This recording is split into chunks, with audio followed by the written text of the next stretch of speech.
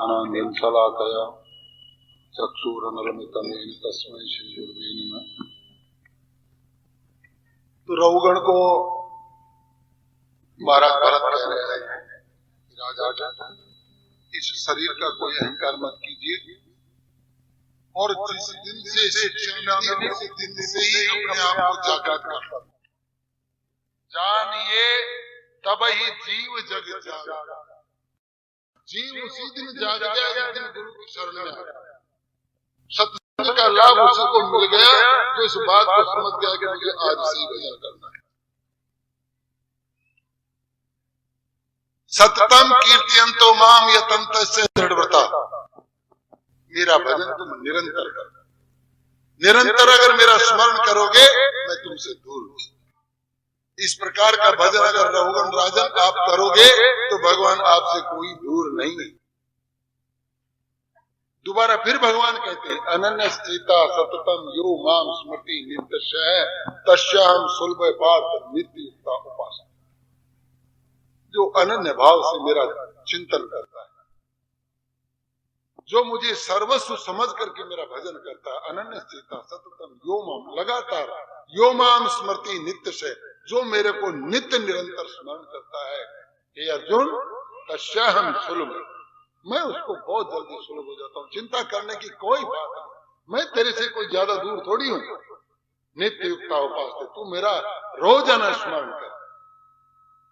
रहुगण को बहुत अच्छी तरह से समझाया है और समझाने के बाद में भरत महाराज को रहुगण अपने साथ लेके गए हैं कि महाराज आप मेरे दरबार में रहिए और आप मुझे निरंतर कृष्ण कथा सुनाइए, मैं कथा सुनूंगा और आप यहां विराजिए। भरत महाराज कहते हैं, पागल, तू तो एक क्षेत्र का राजा है, मैं तो चक्रवर्ती सम्राट था। लेकिन अगर सम्राट ही भजन कर सकता है तो विदुर और विद्रोणी को झोपड़ी में जाने की क्या आवश्यकता थी। इन अट्टालिकाओं में भजन नहीं हो सकता। यहां तो दुश्चिंतन ज्यादा आते हैं क्योंकि व्यसन है हमारे अंदर। हमारी जीभ हमारे कंट्रोल में नहीं, हमारा कान हमारे कंट्रोल में नहीं, हमारी आंखें चलचित्र देखने को ज्यादा पसंद करती है, भगवान के चित्र देखने को पसंद नहीं करती। हमारे कान फिल्मी धुनें ज्यादा पसंद करते हैं, भगवान का कीर्तन कम पसंद आता है। ये आंखें संतों के यहां नहीं जाती, ब्राह्मणों के दर्शन नहीं करती, गायों के दर्शन नहीं करती, अपने माँ बापों के चरण की तरफ नहीं देखती, नम्रता नहीं। इसलिए पहले अपने आचरण में शुद्धता अगर आप ले आए तो सारा समाज आपके सामने नतमस्तक हो जाए। तू छोटे से राज्य की बात करता है, मैं तो बहुत बड़े राजा था, लेकिन मैंने देख लिया कि भगवान का भजन करने में ये सब बाधा है, इनको त्यागना पड़ेगा, इनको छोड़ना पड़ेगा। कोई बिरले हैं, जनक महाराज तो अपने राज दरबार में ही भजन करके गए, अम्बरीश महाराज अपने राज दरबार में ही भजन करके गए, लेकिन भर्तरी को तो राज्य छोड़ना पड़ा, भर्तरी महाराज को घर से निकलना पड़ा क्योंकि उनके घर में ऐसा वातावरण मिला ही नहीं। इसलिए जहां आपको वातावरण अशुद्ध लगता, त्यागिए बैरी सम जदपि। मीरा ने चिट्ठी लिखी कि गुरुदेव मैं भजन करना चाहती हूं लेकिन मेरा जो पति है वो मुझे भजन नहीं करता, आप मुझे कोई रास्ता बताइए। तो तुलसीदास जी संत हैं, पूर्ण संत हैं, चिट्ठी लिखी मीरा को, ये चिट्ठी मीरा को देना और जाते ही देना, एक दिन की भी देरी मत करना। और उसमें लिख दिया, मीरा त्यागिए बैरी सम जदपि परम सनई। अगर भगवान के भजन में तुम्हें ये बाधा पहुंचाते हैं कोई भी, तो उनको त्याग करके घर से निकल जाओ। मीरा ने पत्र पढ़ा, ऊपर की लाइन पढ़ी तो मीरा ने सोचा अगर मैं इस घर को त्याग देती हूं तो कहीं मैं कलंकित तो नहीं हो जाऊंगी, कहीं मेरे ऊपर दोषारोपण तो नहीं हो जाएगा। इससे पहले किसी ने कुछ किया है क्या ये देखूं, तो दूसरी लाइन में मिल गया उनको, अरे तू तो अपने पति की बात करती है, अपनी सास ससुर की बात करती है, यहां तो शिष्यों ने अपने गुरु को छोड़ दिया, शुक्राचार्य जी के यहाँ पर जब भगवान आए और भगवान के बलि महाराज के यहाँ, तो शुक्राचार्य जी ने कहा तू क्या कर रहा है, ये तेरा सर्वस्व कुछ ले लेगा। बलि प्रहलाद महाराज का वंश है, प्रहलाद महाराज के वंश, इसीलिए तो खानदान देखते हैं ये किसका, अमुक का बेटा प्रहलाद महाराज का वंशज है। अरे महाराज ये जितना धन दौलत ये परिवार जो भी कुछ है वो तो ठाकुर का ही। अगर मैंने अपना सब कुछ ठाकुर को दे दिया तो मुझे इससे बड़ी प्रसन्नता क्या होगी, मुझे देने दीजिए। और शुक्राचार्य जी ने क्या किया, जब तर्पण छोड़ने की तैयारी आई तो उस जल पात्र में छोटे से मेंढक बन करके घुस गए और जल पात्र का जो छिद्र था उसको अवरुद्ध कर दिया, बंद कर दिया, पानी नहीं जाने दूंगा, आचमन ही नहीं होगा, जब तर्पण ही नहीं होगा तो दान कैसे। लेकिन भगवान की सेवा में जो बाधा उत्पन्न करते हैं उनको कष्ट भोगना पड़ता है। और शुक्राचार्य जी की एक आंख गंवा दी, उस घटना में शुक्राचार्य जी की एक आंख चली और शुक्राचार्य जी वहां से चले। फिर दूसरे नंबर पर आया कि अगर भगवान के भजन में बाप भी परेशानी पैदा करता तो बाप को त्याग दो। किसने त्यागा, प्रहलाद महाराज। हिरण्याकश्यप को कहा कि पिताजी आप मेरे पिताजी हैं, लेकिन आप भगवान के भजन में बाधा उत्पन्न कर रहे हैं, इसलिए मैं आपको दंडवत प्रणाम, आप अपने और हम अपने। इसके बाद में लिखते हैं कि विभीषण महाराज ने अपने भाई को त्याग दिया और गोपियों ने तो अपने पतियों को त्याग दिया। कृष्ण से मिलना है, इस जीवन की अंतिम गति गोविंद के चरण, और आज वो मुझे मिल रहे हैं तो हम छोड़ के, आप लोगों को छोड़ के जा रहे हैं। मीरा ने उसी दिन घर का त्याग कर दिया। और जानते हैं जब एक संत का अनादर हुआ उस प्रदेश में अकाल पड़ा, भूमि ने अन्न देना बंद कर दिया। इसलिए कभी किसी संत का अनादर न करो।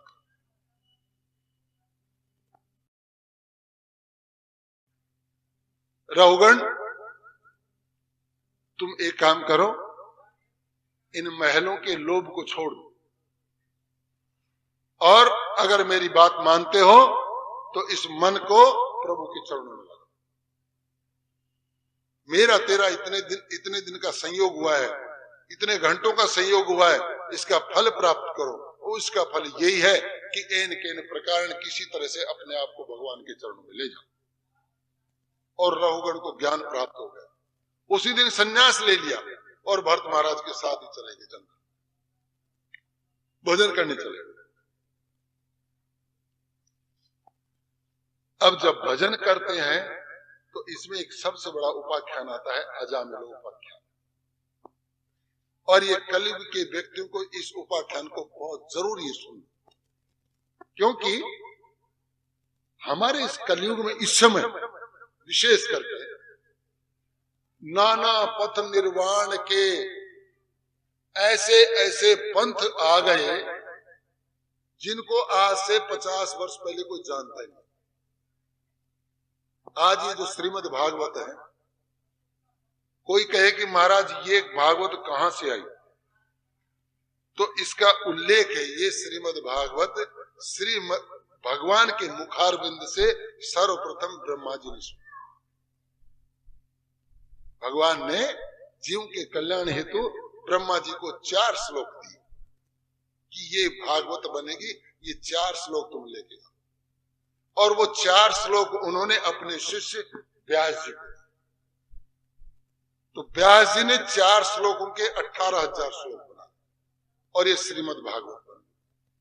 व्यास जी से फिर सुखदेव जी को मिले, सनक सनंदन सनत कुमार को मिले और धीरे धीरे धीरे ये हमारे पृथ्वी पर आई।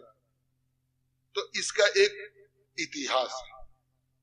जैसे हमें कोई पूछे आपके गुरु कौन है, तो हम बता सकते हैं हमारे एक गुरु, 35 पीढ़ी हमारे गुरु, 35। इसका मतलब ये परिवार बहुत लंबा है। लेकिन इस भारतवर्ष में इस समय ये हालत है कि थोड़े से पढ़ लिए लिख लिए, थोड़ा सा वेद ये पढ़ लिया, थोड़ी 2-4 किताबें, गुरु बन करके बैठे। उनसे पूछो तुम्हारा गुरु कौन है, बोले हमारा गुरु कोई।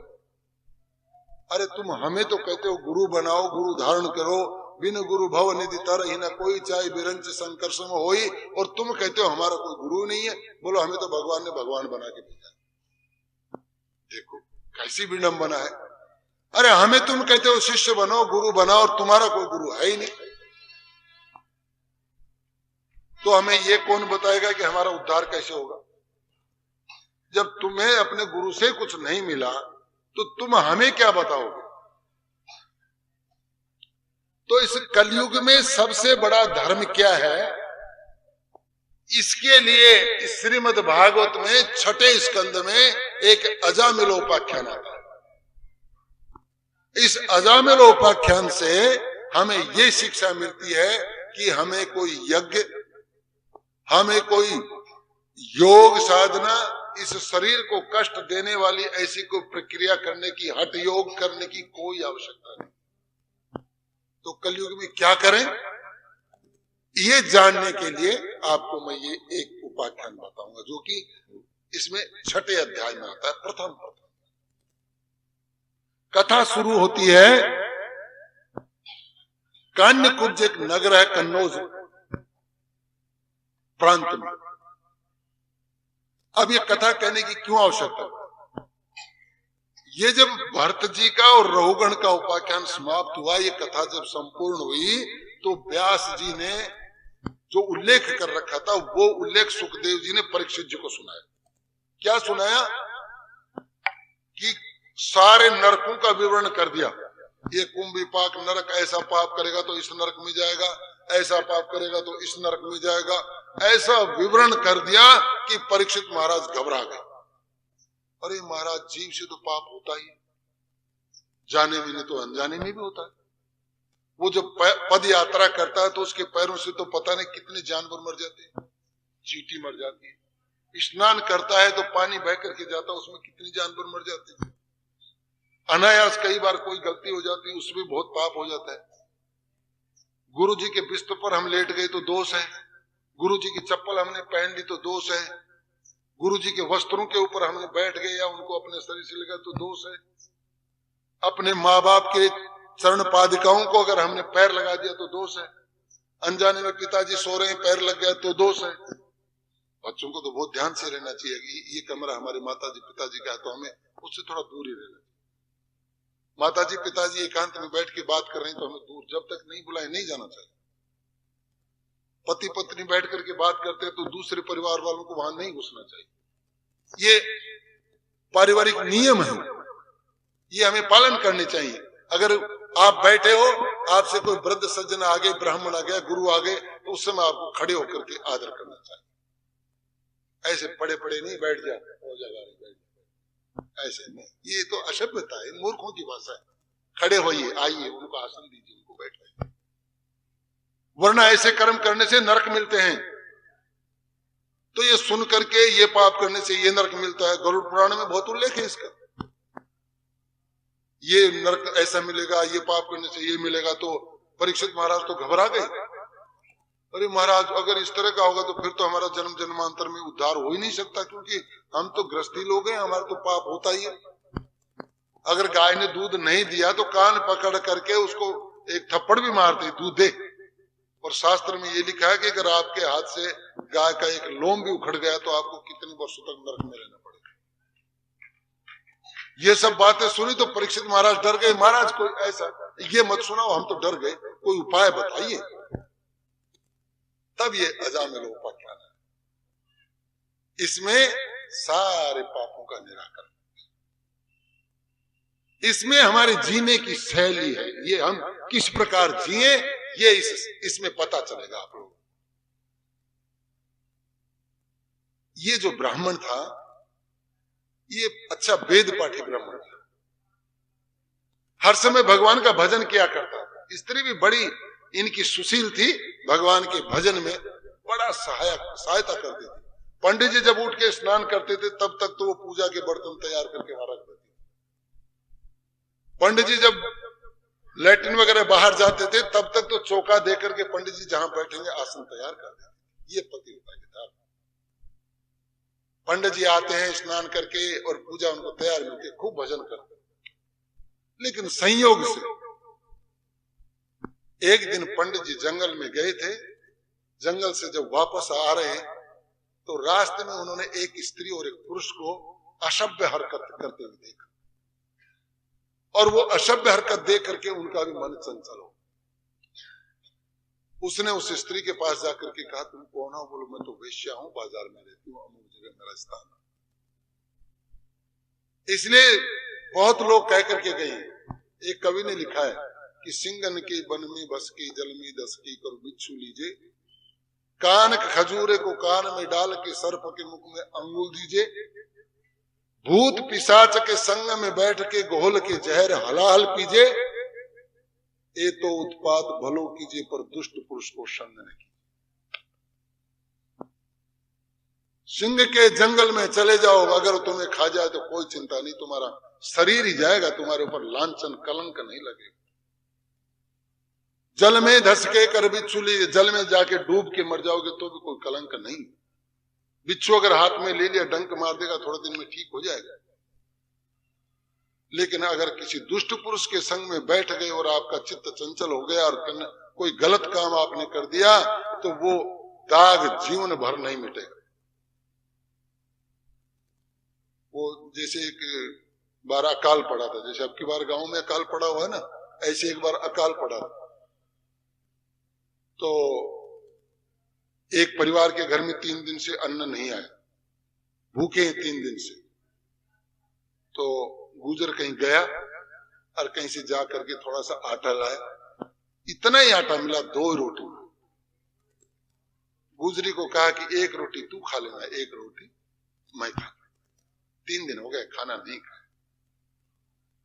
गुजरी जब रोटी बना रही है, 1 रोटी सिक गई और 1 रोटी तवे के ऊपर है, और इतने में ही कोई मेरे जैसे बाबा जी ने आकर के अलग गुजरी ने देखा 2 रोटी, ये एक और आ गया, अगर ये ले गया तो फिर भूखे के भूखे। तो उसने खट से वो रोटी जो सिक गई थी उठा कर छुपा, ए महाराज एक रोटी, और साधु ने छुपाते हुए देख लिया। ए गुजरी, जल्दी निकाल उसको, निकाल। अरे ये काल दुकाल तो सब चले जाएंगे, लेकिन अगर ये रोटी गर्म रोटी है, तेरी चमड़ी जल जाएगी ना, ये दाग जिंदगी भर नहीं जाएगा, समझ लेना। इसलिए उस रोटी को निकाल, हमें मत दे, लेकिन वहां से निकाल ले, वही चमड़ी का दाग जिंदगी में भी नहीं जाएगा। तो दुष्ट संग में बैठने से दाग लग जाए। अजामिल के भी आज वही दाग लगा। घर आया है और घर आने के बाद में उस वेश्या के घर गया है, और 1 दिन गया, 2 दिन गया, 3 दिन गया, धीरे धीरे धीरे धीरे वो तो नित्य प्रति जाने, न भजन करता है, न वेद पाठ करता है, न गीता करता है, कुछ नहीं, बस उसी के रंग में रंग है। अब पहले के लोग बड़े अपने पड़ोसी को अच्छा देखना चाहते थे, बड़े दुखी। देखो कितना अच्छा ब्राह्मण था, लेकिन संग दोष के कारण से इसका सब कुछ नष्ट हो गया। पंडितानी बड़ी दुखी है। अब लोग उपाय सोचते हैं कि इस पंडित को कैसे ठीक किया जाए। बहुत दिन हो गए। एक दिन अचानक उस गांव में एक दिव्य पुरुष, एक संत है, और आकर के शाम को सत्संग किया उस संत ने। सब लोगों ने बड़े प्रेम से सुना, लेकिन अजामिल नहीं आया सत्संग। सुबह उठे, स्नान किया है महाराज ने, तो 4-5 गांव के आदमी इकट्ठे होकर के गए। बोलो महाराज, हमारे गांव में एक ब्राह्मण था, बहुत वेद अच्छा ब्राह्मण था, बहुत अच्छे संस्कार थे, लेकिन एक वेश्या के चंगुल में आकर के वो पतित हो गया महाराज। अब वो भजन भी नहीं करता, घर से बाहर भी नहीं, सत्संग में भी नहीं जाता। इस तरह से क्या होगा उसका? तो महात्मा ने कहा कि उसको हमसे मिलाओ, एक बार हमसे मिला। 2-3 लोग दौड़ करके गए। अरे अजामिल, अजामिल, अंदर से बोलता क्या बात है? बोले एक महात्मा आए, वो तेरे से मिलना चाहते। बोलो महात्माओं से नहीं मिलूंगा। बोलो क्यों? बोलो जिस महात्मा के पास जाओ पहले पर्ची खोल के रख देता है, लो बेटा कितने रुपए की काटा, जहां देखो वहीं दुकानदारी चालू है। अरे ये साधु ऐसा नहीं, ये तो रुपए ही नहीं लेते। बोलो नहीं नहीं नहीं, ऐसा कोई साधु मैंने देखा नहीं जो कुछ नहीं लेता, वो तो लेता है। फिर दौड़ के आए कि महाराज वो ऐसा कहता है कि साधु को, जो भी साधु को देखो वो पैसे मांगते हैं, रुपया मांगते हैं, कपड़ा मांगते हैं और कुछ मांगते हैं, तो मैं उससे नहीं मिलूंगा, मेरे पास कुछ देने के लिए है नहीं। तो बोला हम तो कुछ लेते नहीं, खाली एक बार उससे चले। तो बोले महाराज ऐसे है, आप वहां तक चलो, वो तो दुष्ट है, उसकी तो बुद्धि मलिन हो गई, आप वहां तक चलो। महात्मा चल, दयालु है ना, चलो उसके घर चलते। उसके घर के सामने आए और दरवाजे के पास फिर, अरे अजामिल दरवाजा खोल। बोले मैंने कहा ना मैं साथ, अरे एक पैसा भी नहीं, कोई चीज नहीं मांगता। तो बोले देखो पक्की बात है गांव वालों, मैं कुछ देने वाला नहीं हूं, फिर ध्यान रखना। और दरवाजा खोला, महात्मा अंदर आए हैं। अंदर आते हैं उनकी दृष्टि अजामिल की पत्नी के ऊपर पड़ी और पत्नी पर दृष्टिपात किया है। पत्नी के पेट में गर्भ है, बच्चा है। महाराज को पता, उन्होंने त्राटक लगाया, त्राटक में देखा कि इस स्त्री के गर्भ में लड़का है। और तब तक कमरे से निकला अजामिल और अजामिल का हाथ पकड़ लिया। संत के स्पर्श से ही तो आदि व्याधा दूर हो जाता है। अगर भजनशील संत अपने मन से किसी को पकड़ ले, आदि व्याधा तो उसी में खत्म हो जाता। और संत ने कहा रे अजामिल तेरे से हम एक चीज मांगे, अगर तू दे तो। और उन्होंने गांव वालों को कहा रे बेवकूफ तुम तो कहते हो महाराज मांगता नहीं, रे पहले बात ही मांगने की हो रही है, झूठो तुम लोगों ने मेरा दरवाजा खुलवा लिया। तो महात्मा ने कहा रे अजामिल कोई वस्तु नहीं मांगता, तो क्या मांगते हो महाराज? बोले हम ये मांगते हैं कि ये तेरी स्त्री के गर्भ में एक लड़का है और ये लड़का जब इस भूमि पर आए, जब पैदा हो, तो इसका नाम संस्कार पंडितों से मत करवाना, मैं इसका नाम आज रख देता हूं, ये नाम इसका रख ले। बोलो बोलो महाराज क्या? बोलो इसको नारायण बोलो, इसका नाम नारायण रखना। और बोलो और कुछ। अजामिल खुश होगा, ले संत भी आ गया, बच्चे का नाम भी रख दिया और सारा काम अगर पैसे भी नहीं लिए।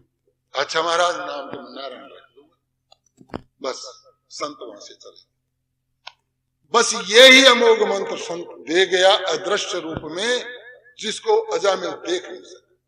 कैसे? लड़का पैदा हुआ है, छोटा लड़का है, बाप का उस पर स्नेह है। अजामिल इधर आ, अजामिल उधर जा, नारायण इधर आ, नारायण उधर क्यों बैठा, इधर आ नारायण। दिन में कोई 50 बार नारायण बोलता है और अजामिल के पाप धीरे धीरे धीरे धीरे कटने शुरू। कलयुग केवल नाम आधारा, सुमर सुमर नर उतर ही पारा। ये इतनी बढ़िया औषधि है पाप काटने की, लगती है छोटी लेकिन बहुत बड़ी। एक साधु के पास गए, एक महाराज मुझे गुरु मंत्र दे दो। बोलो बेटा निष्ठा से भजन कर लेगा? बोलो कर लो। वो अंदर ले गए और उसके कान में कहा कि तुम हरे कृष्णा जप। ठीक है महाराज, अपने घर आया। फिर उसको संदेह आई, हरे कृष्णा तो हम रोजाना माइक पर सुनते हैं, ये रोजाना चाहे जिसे हर किसी के मुंह से सुनते हैं। फिर महाराज ने हमें क्या वस्तु दी भाई? कोई अलग से तो मंत्र, कोई जबरदस्त मंत्र नहीं दिया, तो साधारण मंत्र दे दिया अपन को। ये तो अपन वैसे जानते थे। 2-3 दिन बाद में आया, बोले महाराज आपने तो हमसे धोखा कर दिया। बोलो कैसे? बोलो आपने तो हमें एक चालू सा मंत्र दे दिया, इसमें कुछ तो लोग कहते हैं इसमें कोई दम नहीं, ये तो हम वैसे ही सुनते रहते। अच्छा, तो महाराज ने एक इतना सा पत्थर निकाल के दिया अपनी गुदड़ी में से कि ले ये पत्थर ले जा बाजार में और 10-15 दुकानदारों से इसकी रेट पूछना, लेकिन बेचना मत। चाहे कितना ही पैसा लगा दे, बेचना मत, पत्थर मैं ले लूंगा तेरे से। ठीक है। उस पत्थर को लेकर के चला है। शुरू में उसको मिली एक सब्जी बेचने वाली, जो अपने 10-15 रुपए की सब्जी ले आती, बेच लेती, 10-15 रुपए उसमें कमा लेती। एक कथा अपने पीछे भी चल रही है, अगर इसको बंद कर दिया जाए तो ठीक है। वहां भी कोई वाचक बैठे हैं, उनको बंद कर। क्या काम? बोलो भैया अपन, लेकिन वो सुंदर है दिखने में। बोलो वैसे तो मेरा कोई काम का नहीं, अगर तू देना ही चाहता तो रख जाए, अपन 2 मूड़ी उठा ले जाए, इसके बदले में हम 2 मूली दे सकते, तो और तो हम कुछ दे नहीं सकते। क्या जाने वो उसका मोल। नहीं माता 2 मूली में तो हम नहीं देंगे। फिर आगे लेकर के गई एक छोटी सी चाय पान बीड़ी सिगरेट की दुकान, उसके पास गया, ये पत्थर ले लो, इसके बदले में कितने रुपए दे दोगे? उसने देखा रुपए तो नहीं भैया, 1-2 पैकेट सिगरेट ले ले, 1 बीड़ी का बंडल ले जा, 2 माचिस ले जा। तो वहां 1 रुपए का सामान मिल रहा था, या 20-25 रुपए का सामान मिल रहा है। अरे इसमें तो कोई रहस्य है भाई। फिर एक परचूनी वाले के पास गया, उसने देखा अरे इसका पत्थर ही बना लो, बाटी बना लेंगे। बोलो भैया इसका 25 रुपए दे सकते हैं। बोल नहीं भैया, तो सुंदर देख करके इसका गणेश जी बना लेंगे। तेरे 100 रुपए में दे दे। बोल नहीं 100 रुपए में नहीं दे। फिर एक बर्तन बेचने वाले के पास गया, उसको पसंद आ गया। बोले भैया इसके तो हम 1000 रुपए दे सकते हैं। बोल नहीं। और जब सुनार के पास गए तो सुनार ने उसके 10,000 रुपए लगा दिए उस पत्थर के। बोलना बेचने के लिए तो मना किया। फिर जब जौहरी के पास गए, उसने तो 10 लाख रुपए लगा दिए उस पत्थर के। और उससे जब जांचकर्ता के पास गए, उसने 1 करोड़ रुपए लगाए। और जब राजा के पास लेके गया, राजा ने कहा अरे मूर्ख, ये पत्थर तेरे को कहां से मिल गया? इसकी तो कोई कीमत क्या दे सकता है? ये तो पारस है। लोहे को छू और सोना, लोहे को छू और सोना, दुनिया भर का सोना पैदा, क्या मोल हो सकता है इसका? जहां से लाया उसी को ले जाके दे दे, वरना तेरे को कोई चोर उचका पकड़ लेगा और मारेगा।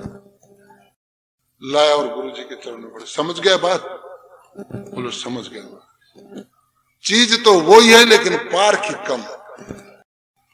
हरे कृष्णा लगता साधारण है, हरे राम लगता साधारण है, लेकिन इसमें कितनी शक्ति छुपी हुई है ये अब पता चल रहा है। कब? कि नारायण के नाम से धीरे धीरे धीरे धीरे अजामल के पाप कटने लग गए, और उसकी तो आत्मा धीरे धीरे शुद्ध होने लगी। उसको अब ऐसा लगने लगा जैसे मेरे शरीर में, मेरे मन में, मेरी आत्मा में कुछ परिवर्तन हो।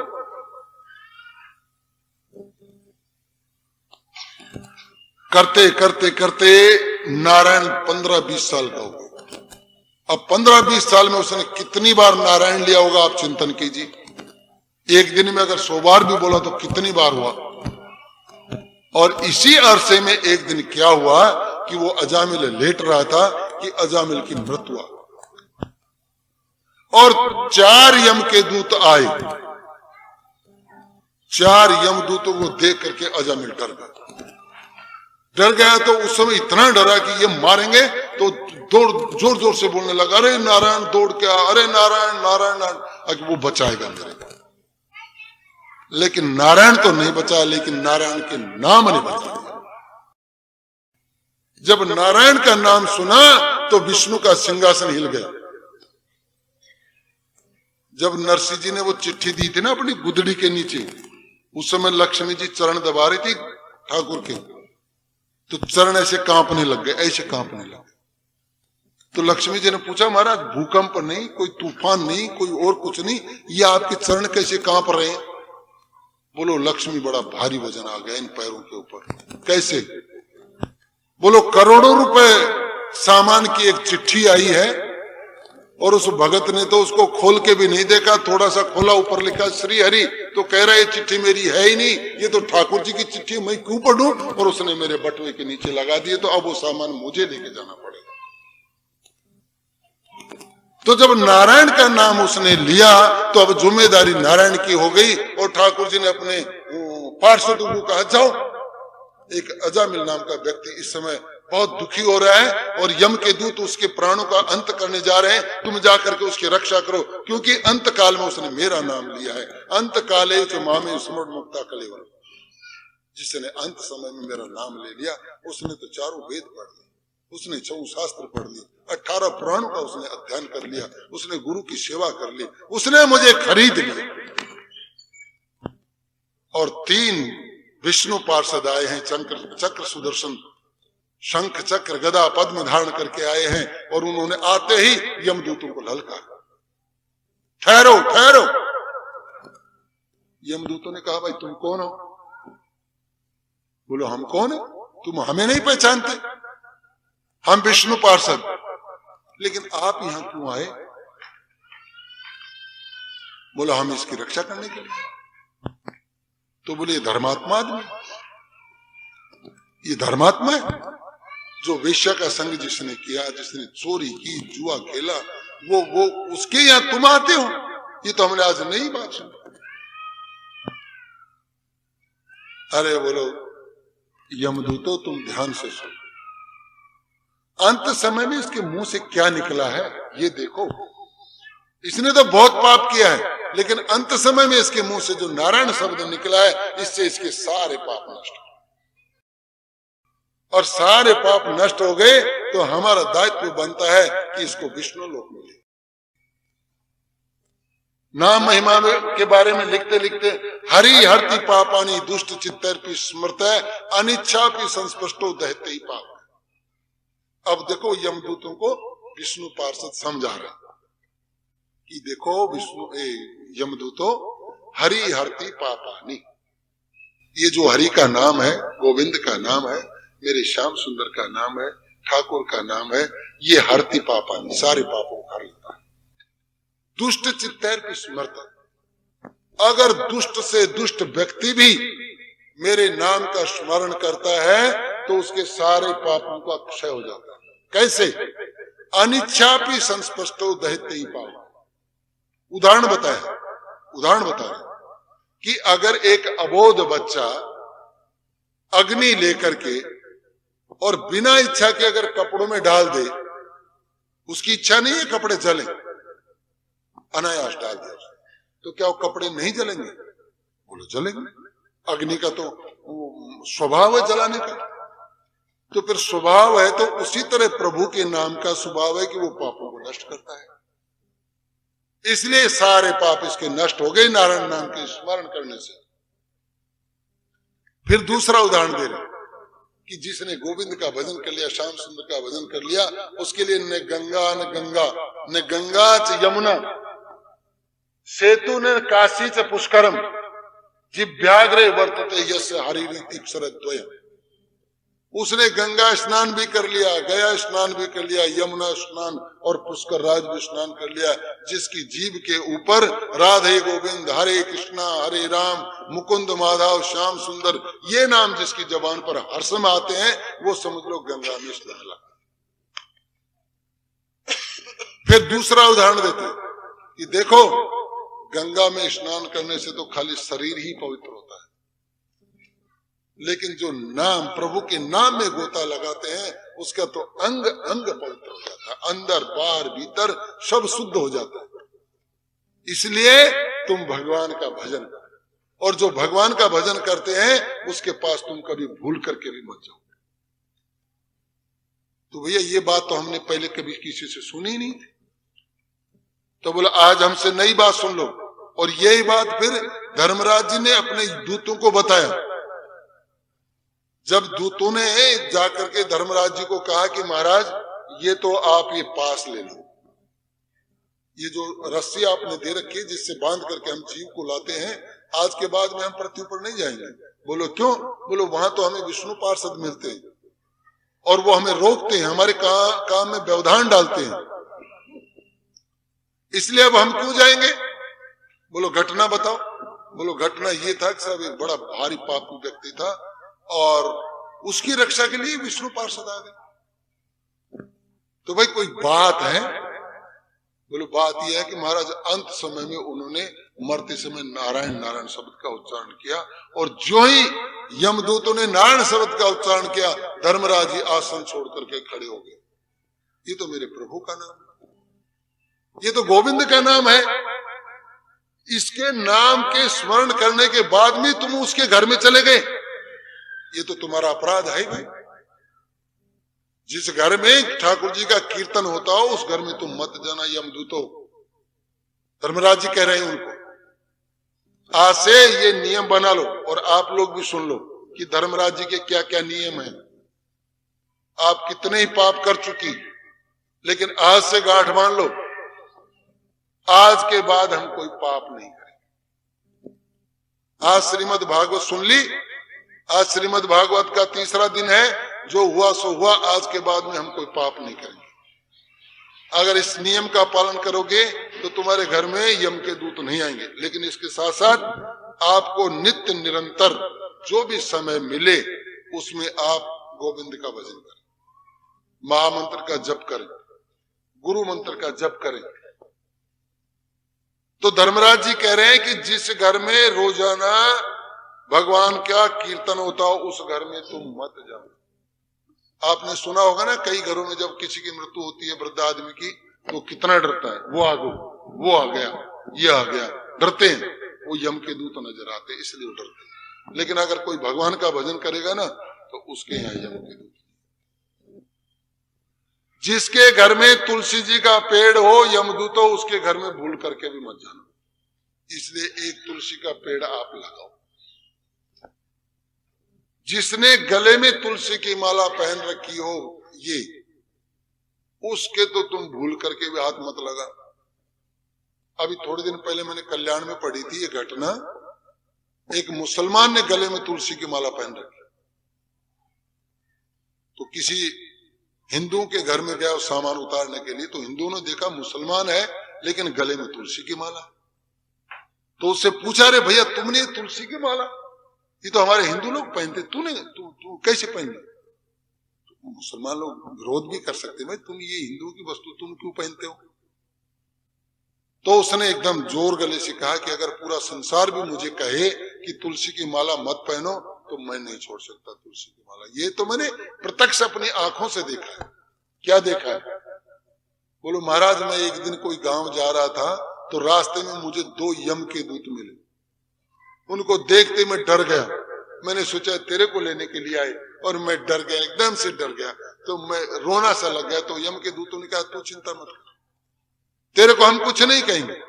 तो बोले हम आए हैं एक जीव को लेने के लिए, यहाँ से एक बैलगाड़ी आएगी, उस बैलगाड़ी के जूड़े के ऊपर एक आदमी बैठा हुआ है, यहाँ आकर के वो जूड़ा टूट जाएगा और एक बैल उसके पेट में अपना सींग मारेगा और उसकी मृत्यु हो जाएगी और उसको लेने के लिए हम आए। ये सत्य घटना है, तुलसी जी का महत्व बता रहा हूं आपको। फिर अगर तुम देखना चाहो तो देखो। तो बोलो मैं एक पेड़ की ओट में छिप गया देखने के लिए, क्या ये यम के दूत सत्य बोलते? और ठीक थोड़ी देर बाद में एक बैलगाड़ी आई उधर से। बैलगाड़ी के जूड़े पर जो व्यक्ति बैठा हुआ था वो आराम से गाड़ी को लेकर के चला आ रहा है और उस जगह पर जहां उन्होंने कहा था वो जूड़ा टूट गया और टूटते हुए व्यक्ति नीचे गिरा। नीचे गिरते बैल भड़क गया और उसने एक बैल का सींग उसके पेट में लगा। लेकिन गलती इतनी सी हुई, वो विडंबना थी, उसका भाग्य अच्छा था कि सींग जोर से लगा, जोर से फटकारा मारा तो जो दीवार थी वो मेड़ थी, उस मेड़ के उधर जाके गिरा। गिरना था उसको रास्ते में, लेकिन रास्ते में नहीं गिरा, मेड़ से उधर चला। और थोड़ी देर बाद में वो दोनों यम के दूत निराश लौट करके आए। तो वो मुसलमान घटना बता रहा है। मैंने उनको पूछा भाई ले आए उस व्यक्ति को? बोलो नहीं ले पाई। क्यों? बोलो भैया घटना ऐसे घटी कि वो बैल ने सींग जोर से मार दिया और उधर थे 2-3 तुलसी के पेड़, वो व्यक्ति उस पेड़ों के ऊपर जाके गिरा। इस कारण से उसको तो विष्णु दूत ले गए, हमारे हाथ नहीं लग सकता। तो जिसके हाथ में, गले में, जिसके स्पर्श में तुलसी जी का पेड़ होता है उसके यम के दूत हाथ नहीं लगाते। ये शास्त्र की बात है। इसलिए कम से कम एक ही मोती अपने गले में तुलसा जी का रखा। जो एकादशी का व्रत करता है, एकादशी के व्रत करने वाले को कभी यम के दूत हाथ नहीं लगाते। इसलिए अगर आप लोगों से हो सके, हो कोई कठिन नहीं है, खाली अन्न मत खाओ, फलाहार कर लो, आलू उबाल के खा लो, दूध पी लो, दही पी लो, अगर वो है तो थोड़े फल फ्रूट खा लो, कुट्टू की कुछ रोटी वोटी बना के खा लो। लेकिन एकादशी तो माता बहनों आप लोगों को करनी चाहिए। और आप लोगों को, कहीं आप ये सोच लो माता बहनों को कह रहे हैं, हमें कुछ नहीं कह रहे हैं, ये सभी के लिए है। क्योंकि शास्त्र में ये लिखा है कि एकादशी को जो अन्न खाता है, एकादशी के दिन अन्न में पाप का प्रवेश हो जाता है। इसलिए एकादशी को कभी अन्न नहीं खाना चाहिए। और जो एकादशी का जो उद्यापन करती है ना, उनको भी ये चाहिए उद्यापन के बाद में भी एकादशी नहीं छोड़े। एकादशी करते रहना चाहिए, क्योंकि एकादशी को अन्न में पाप का प्रवेश होता है और इसलिए पाप से बचने के लिए एकादशी को अन्न नहीं खाना चाहिए। इसका बड़ा महत्व है, ये मैं आपको एकादशी के दिन ही बताऊंगा। एकादशी की कथाएं आपको 2-3 सुनाऊंगा कि एकादशी का कितना बड़ा महत्व है। आज तो मैं इतना ही कहूंगा कि आप लोगों को एकादशी का व्रत करना चाहिए। तो धर्मराज जी बता रहे हैं अपने दूतों को कि आज के बाद में ये नियम बना लो, जिसके घर में तुलसी का पेड़ हो उनके घर मत जाना, उर्द पुंडर जो तिलक करते हैं उनके घर में मत जाना, जिनके घर में एकादशी व्रत होता है उनके यहाँ मत जाना, और जो अंत समय में जिसके मुखारविंद से प्रभु का नाम निकल जाए उसके घर तो कभी जाना ही। ये नए कानून लिखे। और जब इधर अजामिल ने ये सब घटना अपनी आंखों से देखी कि मैं मर रहा हूं, यम के दूत आए हैं, यम के दूत मुझे ले जाने की कोशिश कर रहे हैं, तभी मेरे नाम से नारायण नारायण शब्द सुनकर के विष्णु दूत आए हैं और विष्णु दूत ने यमराज के दूतों को प्रताड़ित करके भगाया है, तो बस अब आज के बाद हम तो भगवान का भजन ही करेंगे और कुछ नहीं करेंगे। और उसने सारे कुकर्म छोड़ दिए और बस भगवान का ही भजन करने लगा। नारायण नाम, हरे कृष्णा, श्याम सुंदर, राधे गोविंद। अजामिल उसी दिन से भगवान का भजन करने लग गया और भजन करते करते करते करते शरीर छोड़ के जब गया तो उसको भगवान का धाम प्राप्त हुआ। अब इस नाम के बारे में एक कथा आप लोगों ने वैसे सुन रखी है, लेकिन फिर भी मैं सुनाता हूं। ये भगवान रामचंद्र जी जब सेतु बना रहे थे लंका में जाने के लिए, तो सब बानर, भालू, रीछ जिसकी जितनी श्रद्धा, कोई पत्थर लाके डाल रहा है, कोई पेड़ लाके डाल रहा है, कोई कुछ लाके डाल रहा है। बल्कि यहाँ तक एक संत तो मुझे बता रहे थे कि ये जो गिलहरी होती है, ये गिलहरी भी एक बार समुद्र में जाए, पानी में लौट के आए, फिर बाहर आए, रेत में लौटे और उस रेत के जो कण उसके पूंछ में लग जाए, वो जाकर के उसमें झाड़। देखो ठाकुर जी ने उसको बुलाया, बेटी क्या कर रही है? बोलो महाराज मेरे से पत्थर तो आते नहीं, मैं ये रेत इसमें डाल रही हूँ, मेरे से जो सेवा होती है वो मैं कर। अगर हम लाख रुपए खर्च नहीं कर सके, करोड़ खर्च नहीं कर सके, अरे 1 रुपया तो हम ठाकुर जी की सेवा में दे सकते। 1 रुपया भी नहीं चाहिए, 1 रोटी तो हम गाय को दे ही सकते हैं। 1 रोटी भी नहीं चाहिए तो किसी चलते भिखारी को, किसी साधु को, संत को 1 फ्री का पानी का गिलास तो पिला सकते। हम हाथी नहीं, हम गिलहरी तो हो ही सकते हैं। तो राम जी ने ये सोचा कि इतने लोग ये पहाड़ पत्थर लाला के डाल रहे हैं और ये सारे पत्थर तैर रहे हैं, एक पत्थर मैं भी तो डाल के देखूं क्या वो तैरता है या नहीं तैरता। मेरे को भी तो देखना चाहिए, सबके लोगों के पत्थर तैर रहे हैं, मैं भी तो ये प्रयत्न करके देखूं। और ठाकुर जी ने मन ही मन संकल्प कर लिया, तो क्या करें, अगर यहाँ पत्थर डालते हैं और अगर वो डूब गया तो सब लोग हंसी करेंगे, तो अपने एक साइड में चल करके देखते हैं, वहां पत्थर डाल के देखेंगे, देखे डूबता है। अब वहां से महाराज रामचंद्र जी धीरे धीरे धीरे एकदम से एक साइड में चले और थोड़े से पेड़ पौधे से थे, वहां एक पत्थर उठाया और धीरे से उठा करके समुद्र में डाला और डालते पत्थर डूब गया। और जो ही डूबा, पीछे से एक व्यक्ति ने तालियां बजाई और जोर से हंसने लगा, और कोई नहीं, हनुमान जी थे। महाराज क्या हुआ? अरे हनुमान जी यहाँ क्यों है? बोले महाराज मैं तो आपकी सेवा में हर समय रहता हूं, मैं जाता कहां? तो तूने ये घटना देखी? हाँ। बोले महाराज मैंने देखी, आपने पत्थर उठाया और इसमें डाला, पत्थर डूब गया। तो हनुमान ये बता कि डूबा क्यों? अरे महाराज सीधी सी बात, जिसको अगर आप पकड़ के नहीं रखें तो डूबे डूबे। जिसको ठाकुर ने छोड़ दिया वो संभल कैसे दे? वो तो डूबेगा। जिसको गुरु ने छोड़ दिया डूब गया, जिसको ठाकुर ने छोड़ दिया डूब गया। महाराज आपकी शरण से निकल गया तो डूब गया, लेकिन जब तक आपकी शरण में है डूब नहीं सकता, उसका बेड़ा पार। जिसने भगवान का स्मरण कर लिया, चिंतन कर लिया, वो तो कभी डूब नहीं सकता। महाराज ये पत्थर का जीव भी अगर आपके शरण से निकल गया, आपने अगर उसको छोड़ दिया तो डूबे। हनुमान जी बड़े इतना सुंदर उदाहरण देते हैं कि बस पूछो मत। रामचंद्र मानस में कोई हमारा छोटा मोटा ग्रंथ नहीं है। एक बार ये शिवाजी के गुरु समर्थ रामदास जी इस तरह से बैठ करके कथा कर रहे हैं। प्रसंग चल रहा है लंका कांड, और लंका कांड में भी वो जहां सीता जी बैठी हैं, कौन सी अशोक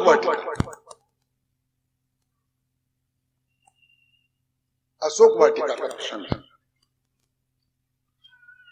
तो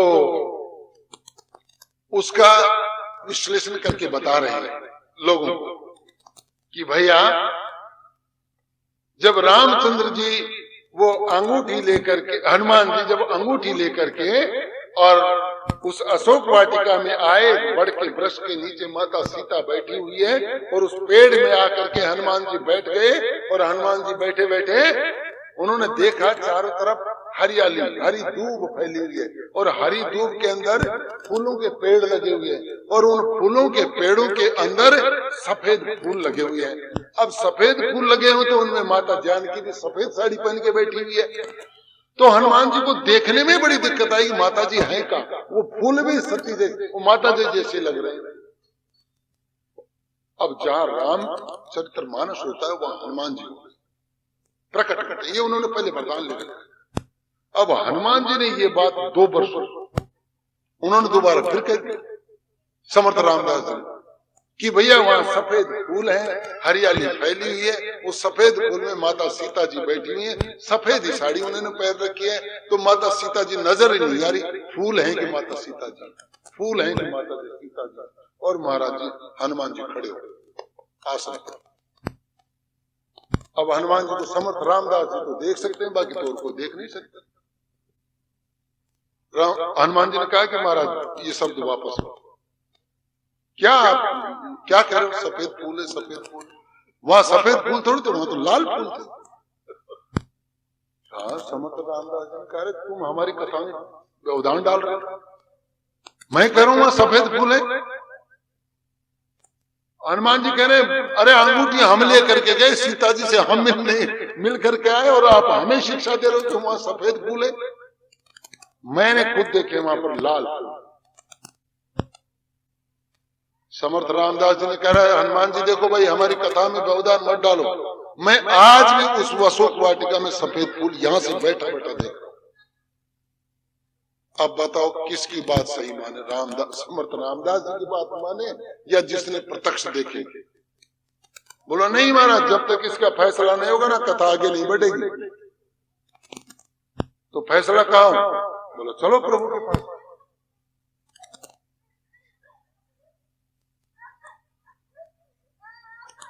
तो हरे कृष्ण, चलो भाई ठाकुर जी के पास चलते हैं और तुम्हारी शिकायत करेंगे मैं आज के बाद कि आपने हमारी कथा में बाधा डाल दी। बोलो इस बात का तो फैसला कर लेते हैं। तो समर्थ रामदास जी ने कहा कि आज की कथा यहां तक हो, अब आगे के तक कल करेंगे। लेकिन महाराज कथा में तो आनंद आ रहा था, इस कथा को आप बंद मत कीजिए, और समय भी नहीं हुआ। अब उन्होंने ये तो कहा नहीं कि हनुमान जी के साथ हमारी इस तरह की बात हो गई। बोले नहीं आज कोई कारण कथा को यही समाप्ति करके, और समर्थ रामदास जी को हनुमान जी अपने साथ लेकर के गए हैं ठाकुर जी के, और द्वारपाल को कहा कि ठाकुर जी को कहो हनुमान जी आए और समर्थ रामदास जी आए। अब हनुमान जी का नाम सुनकर, समर्थ रामदास जी का नाम सुनकर ठाकुर जी के पट बंद थोड़ी हो सकते। आने दो सीधे आने। आए बोलो भाई हनुमान क्या बात? बोलो महाराज ये जो है ना कथा में पता नहीं क्या बात बोलते, हमारे वो बात जची नहीं, इसलिए हमने प्रतिरोध कर दिया। समर्थ रामदास जी ने कहा कि महाराज देखो आज की तो हुई सो हुई, आगे के लिए इनको कह दो कि हमारी कथा में व्यवधान नहीं डालना। लेकिन क्या बात है? बात यह है कि हम अशोक वाटिका का विवरण कर रहे हैं, तो जो देख रहे हैं वो कर रहे हैं। हम लोगों को बता रहे हैं एकदम हरी धूप फैली हुई है, बड़े बड़े पेड़ हैं, छोटे छोटे पुष्पों के पौधे हैं, उन पौधों में सफेद फूल लगे हुए हैं, सफेद साड़ी में माता जी बैठी हुई है, हनुमान जी को ढूंढने में बड़ी दिक्कत हो रही है। फिर ये महाराज ऋषि में प्रकट होकर मैं कहने लगे कि महाराज आप तो उल्टी सुल्टी लोगों को बहका रहे हैं, क्यों? अरे बोले मैं तो खुद अंगूठी लेके गया था वहां और मैंने तो वहां लाल पुष्प देखे। अब बताओ महाराज, आप बताओ वहां लाल थे या सफेद? भगवान से पूछ रहे हैं कि वहां सफेद, तो भगवान तो मुस्कुरा देते हैं। तो भगवान जब मुस्कुरा देते हैं तो आधी बीमारी तो वैसे कट जाती है, आधे तेवर तो वैसे ढीले हो जाते हैं। भगवान मुस्कुराए तो हनुमान जी आज अकड़ गए, मुस्कुराहट से काम नहीं चलेगा। हम बहुत दिन हमें बहकाया, लेकिन आज तो उत्तर लेके जाएंगे, मुस्कुराने से काम नहीं चलेगा। भैया तुम भी सही हो और ये समर्थ रामदास जी भी सही। बोलो दोनों सही? बोले हाँ दोनों सही। लेकिन कैसे? बोले ये ऐसे कि समर्थ रामदास जी जब कथा करते हैं तो शांत चित्त बैठते हैं, बड़े संयम से कथा करते हैं, बड़ी धैर्य से कथा करते हैं, और जो हकीकत होती है वो बताते हैं। हकीकत यह है कि अशोक वाटिका में सफेदी पुष्प है। लेकिन जब तुम लंका में गए और विभीषण ने जब तुम्हें माता का स्थान बताया और तुमने माता को जब कृष्णकाय देखा और उन राक्षसियों के द्वारा प्रताड़ित हुए देखा तो तेरी आंखों में खून चढ़ गया कि मेरी माँ और इस तरह से लोगों के द्वारा प्रताड़ित हो, जिसका बेटा जीवित हो और उसके माँ को कोई अगर प्रताड़ित करे और वो बेटा अगर बैठ करके देखा तो लानत हो उसको। ये सोच करके तेरे आंखों में खून उतराया और उस खून के कारण से तेरे को जो सफेद पुष्प थे वो लाल नजर आने लगा। तेरा दोष नहीं, वो तेरी आंखों में जो तेरा खून था ना वो है, तू भी तेरी जगह सही है। अरे महाराज खाली भक्तों को प्रसन्न नहीं करते हो, बात तो कुछ हो रही है। तो भगवान की जो लीला है वो बड़ी विचित्र है। भगवान भक्तों के लिए क्या क्या करते हैं, क्या नहीं नाच नचा एक भजन है, बहुत सुंदर भजन है, क्या लीला है उस प्रभु की। लेकिन हम दुर्भाग्य, मंदमती,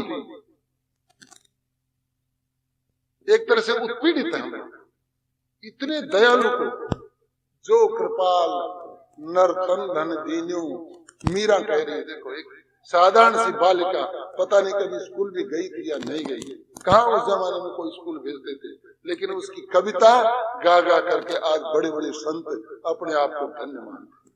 वो मीरा कह रही है कि जो कृपाल नर तन धन दीन, और नयन नासिका मुख और रसन, ये सुंदर चीजें उस ठाकुर ने दी। जो कृपाल नर्तन धन दीन्यो, नयन नासिका मुख रसना, और जाहे करत तो ये मास 10 लागे। माता जी के गर्भ में 10 महीने तक तेरे को पालना किया।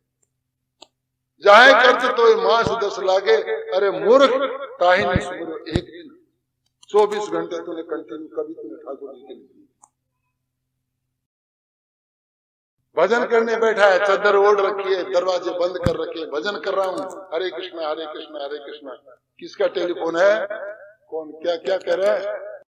अरे मूर्ख, तेरा जब टेलीफोन की रस्सी कट जाएगी तो कोई सुनने वाला नहीं मिलेगा। तू 24 घंटे में